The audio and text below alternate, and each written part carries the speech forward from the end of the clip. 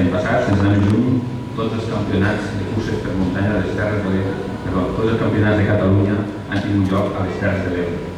Jo crec que això tampoc és casual. La FEC també aporta sempre a lloc segur.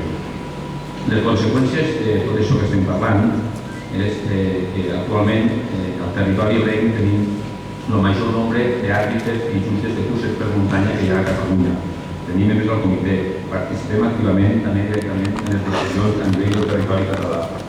I tot això, jo sempre plantejo què hagués fet si no teníem el circuit.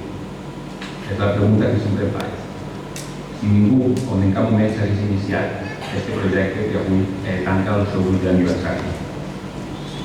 I és que, també, tirant de memòria, no hi ha precedent que hi hagi un territori tan divers, tan extens com el nostre, geogràficament, estratègicament, i nombre d'habitants, que tingui un punt en comú, per lo menys, que és la nostra cursa per muntanya, la de cada poble.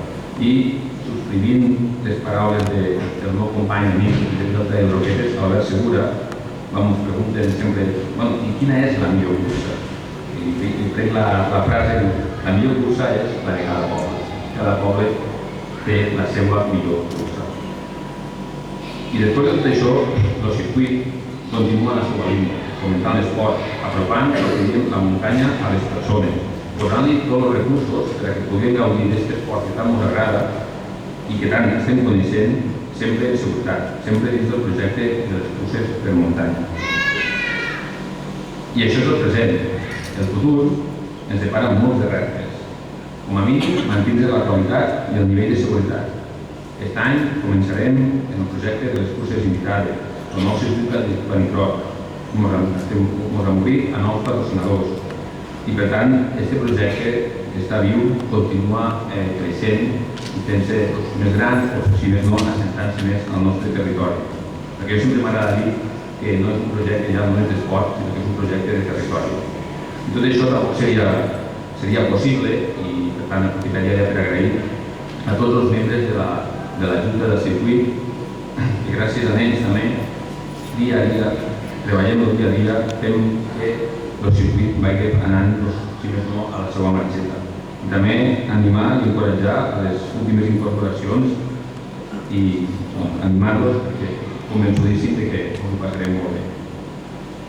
També aprofitar per donar gràcies als patrocinadors, a les institucions i a les entitats de cada cursa pel suport que ens esteu donant. I com tornava al principi, parlar de l'actual circuit, on estem i la intensitat i el moment en què vivim les curses per muntanya me fa tornar a on jo penso d'allà on venim. Sempre m'agrada mirar on venim per saber també cap a on volem anar.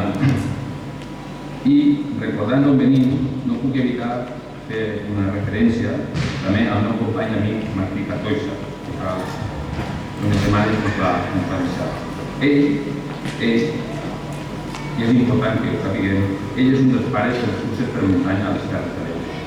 Perquè ell és un dels pares de la primera cursa per muntanya a les Terres de l'Ebre, la cursa de Paús. Per tant, voldria dir-li que allà n'estiga, donar-li les gràcies perquè ell va ficar una de les semilles perquè això que tenim avui aquí fos possible.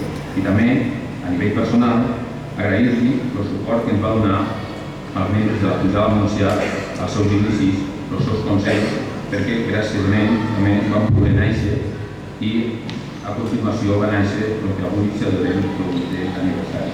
Per tant, era just i necessari per a mi dedicar-li aquests agraïments davant de tots vosaltres. I res més, continuar la festa d'avui.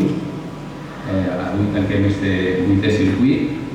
Us encoratjo i encoratjo a tothom a continuar i animar-se a participar al 9è circuit. I com m'agrada sempre dir, gràcies per l'oportunitat i visca les Terres de l'Ebre.